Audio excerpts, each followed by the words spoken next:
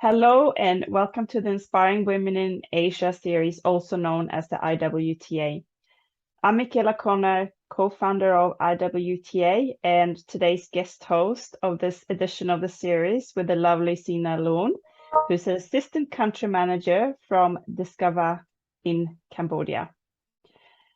Sit back and relax while we listen to Sina's amazing story, how she as a little girl was very determined to continue to study so she could help support her family as an adult, young adult. So welcome, Sina, and thank you so much for participating in this series. How are you today? I'm good. Thank you, Michaela, for having me today. I'm so grateful to be participate for this program. Very welcome. Thank you. Thank you. Can you tell us where you're from? Where are you from? I'm understanding that you're from a village outside Siem Reap. Is that correct? Yes, that's correct. I'm the girl from Kampong Thom province. I have moved to Siem Reap for more than 10 years ago when I graduated high school, and I moved to Siem Reap to continue university. Because in my hometown, we don't have the university to study. I see, I see. And what was life? What was life in the village? What was expected of you as a little girl growing up in your village? Yeah, thank you for this question. When I was in a little girl, so I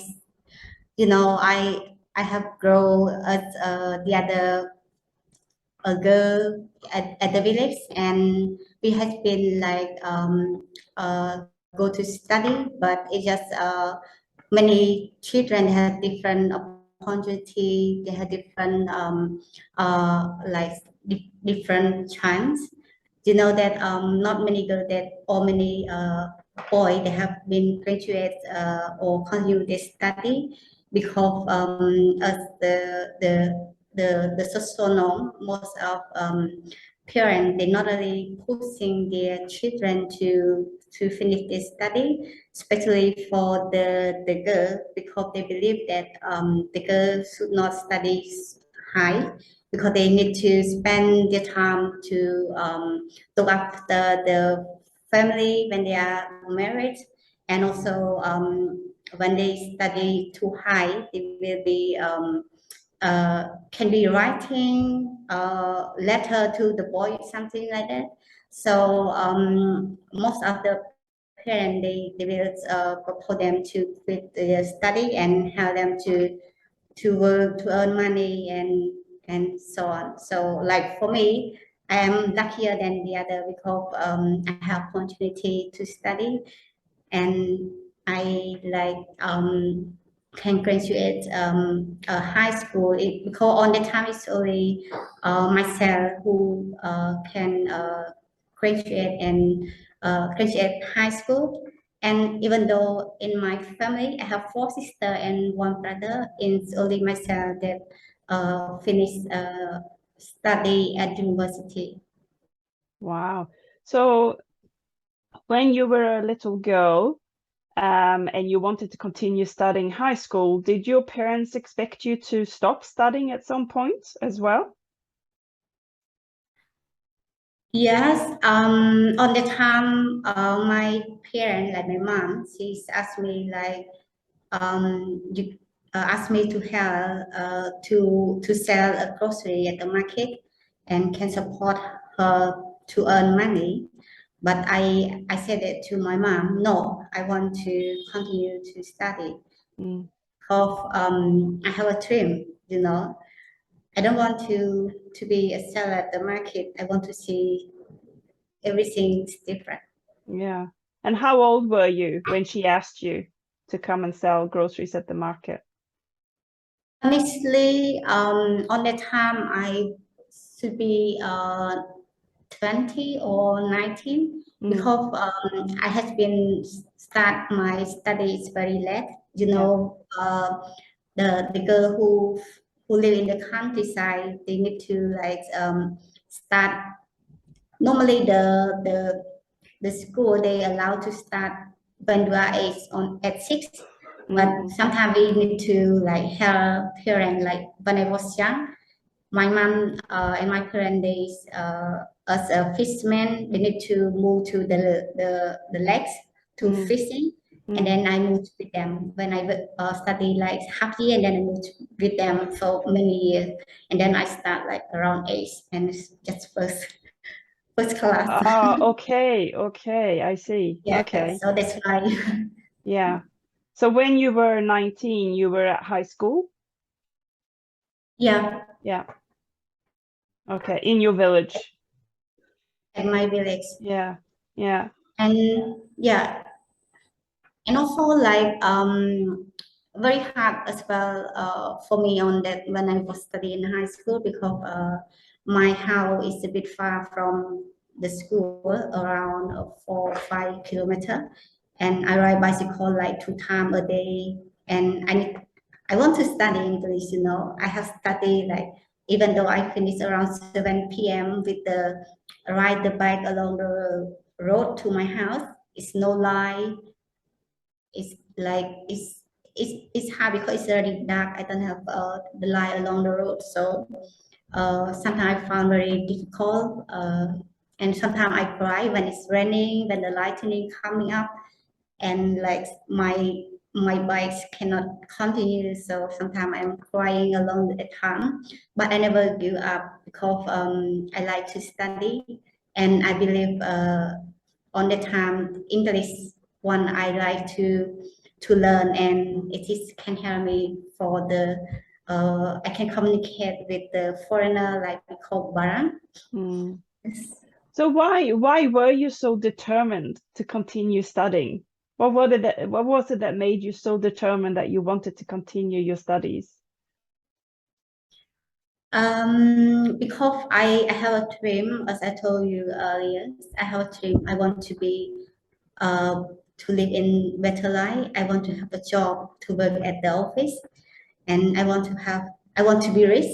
Honestly, when I see like when I was young, I don't have chance to travel to other province. I just stay in my house and go to school and return back.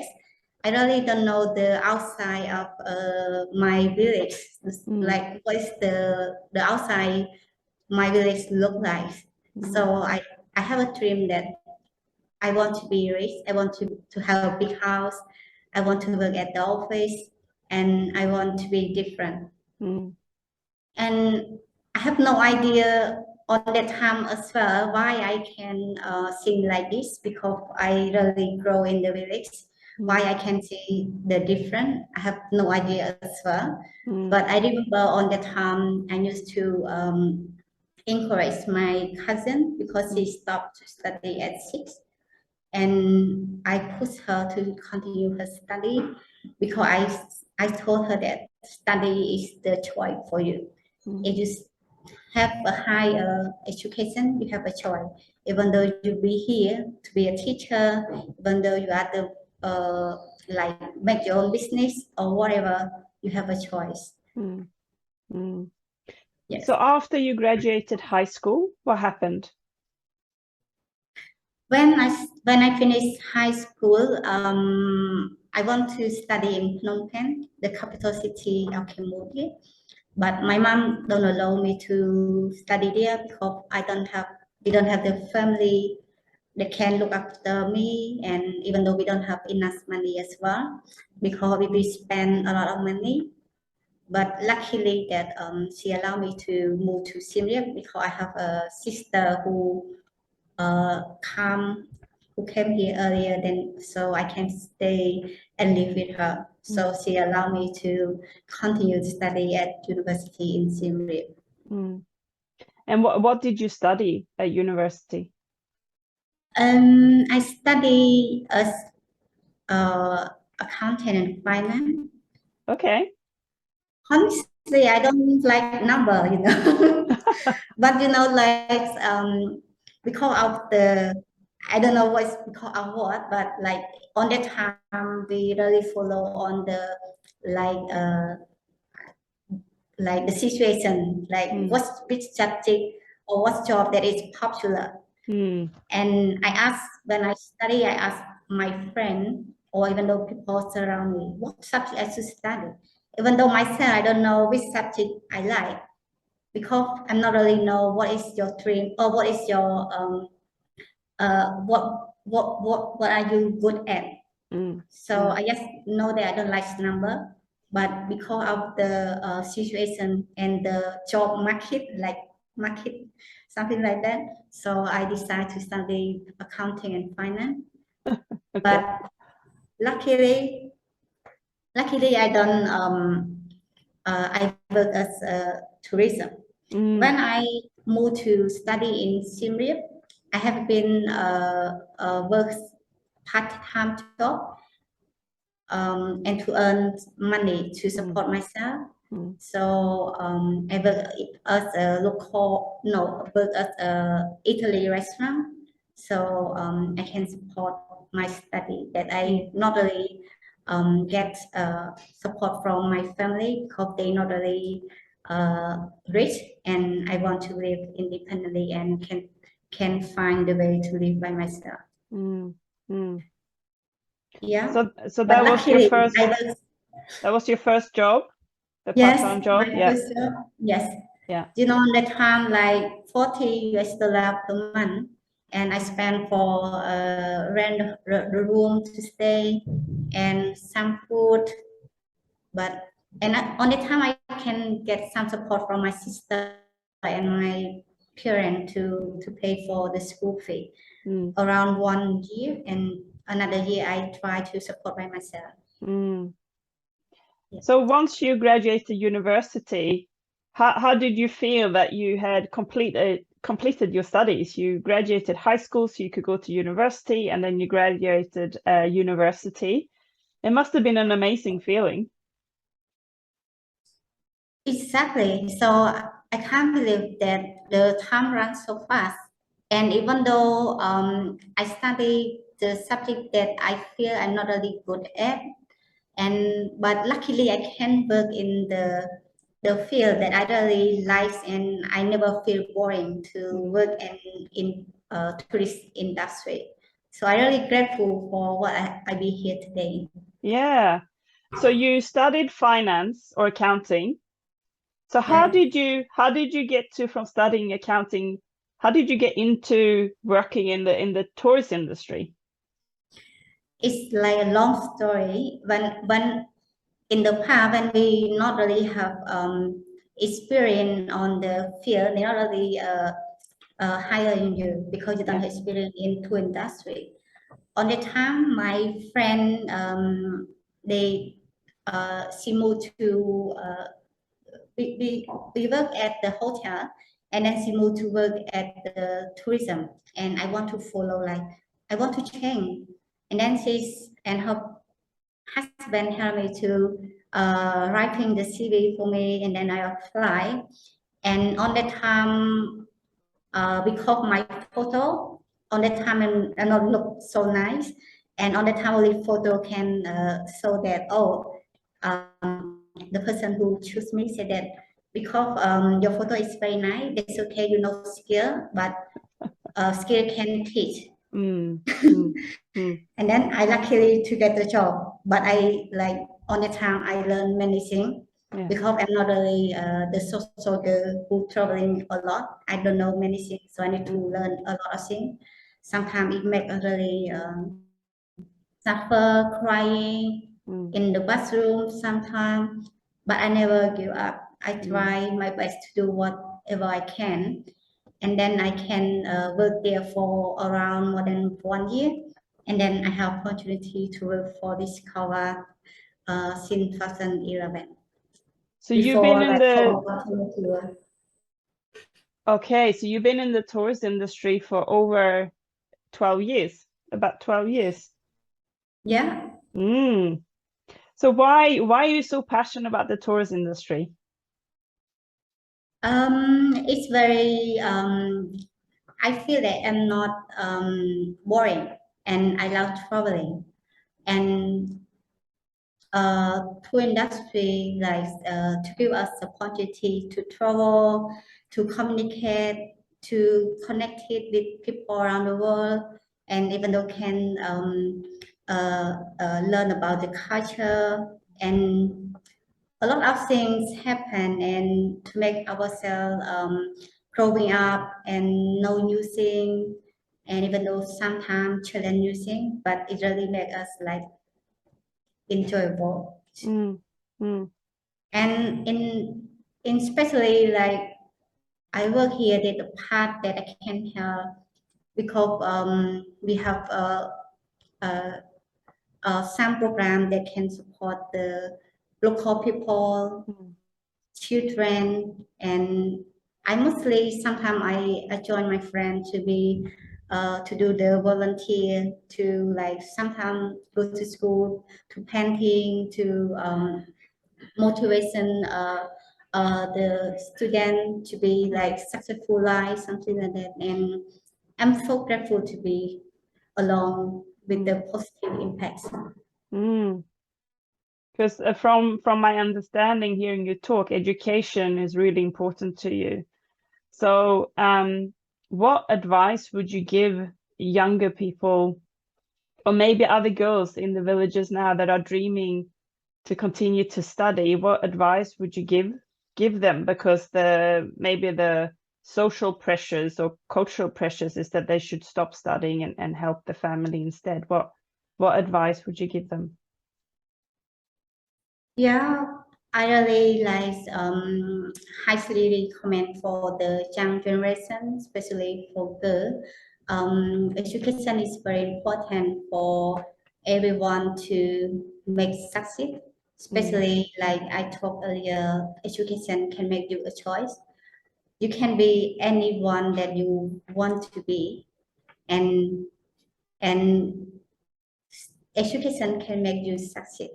Mm. So if you are struggling to continue your study, you need to find your ways to be succeed, to be different, and whatever the situation is. But you should have a hope in yourself, believe in yourself, and to be confident.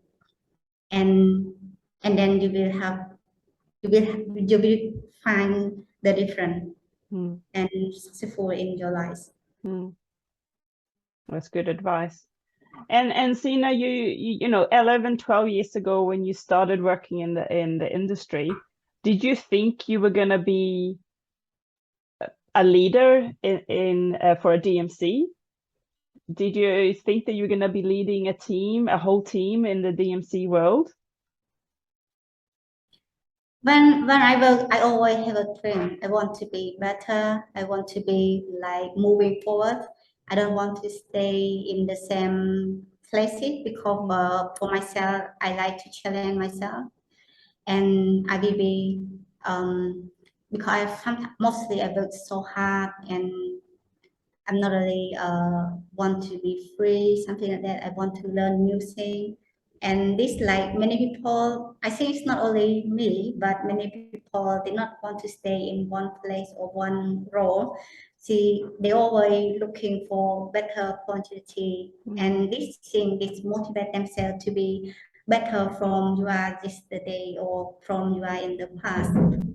Like in the previous job, we can be anything, we can learn anything, but you need to have the dream, and you need to have follow the action to make your dream successfully.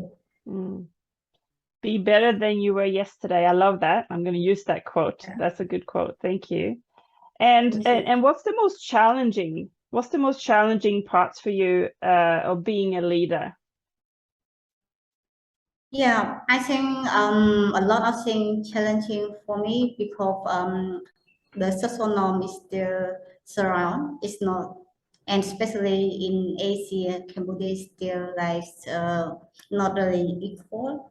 Sometimes we feel not really um, let's say sometimes it's a bit hard, and also some part that we really not really good at, and sometimes we quite challenge to get it and to make it successful. So a lot of things we need to be learned. We need to open to learn, but you need to believe in yourself that every challenge makes you a better opportunity, make you succeed. Do you have any wise advice to other women in our industry that might think, oh, I'm not good enough for that promotion, or I don't want to apply for that promotion, I don't think I'd be good at it, to help empower them to embrace these opportunities? What advice would you give them? Yeah, I think whatever opportunity you have, you should accept it. And this not to make you regret, because no one is perfectly in the first time. If you explore, like whatever opportunity come to you, accept it, try for it, try your best to do it, and you will be like you will find that it is the right decision. No one know what is the future look like, but whatever the opportunity come, take it and work for it. That's good advice. And do you have any mentors or people that you look up to that empowers you to try harder or to learn more or to keep growing? Have you got any people in your life that you think, oh, this is my mentor? Honestly, I really, as I used to say, really grateful for many people, for every people that they work for other, and I really grateful to like when they helping other people, and yeah, to have mentor is very good for everyone to be the role model, and we can follow them, and to see why they are succeed, why they have the good life or the good like position or whatever in right now. And I really grateful for that. But I have like some people already in my mind, like I used to say, I want to be good on public speaking, and like our MD, she really good speaking, and she are the woman, but she can, to be the leader, the good leader. So I really I like it. Yeah. Well, today was a good practice of public speaking, reaching a wide network of women and men listening to your story today. So thank you so much, Sina, for sharing so many great learnings from your story. Wish you all the best in your future endeavors, and looking forward to follow you on LinkedIn to see all the good work that you're doing in the local communities. Thank you, Sina. Thank you. Thank you. Bye.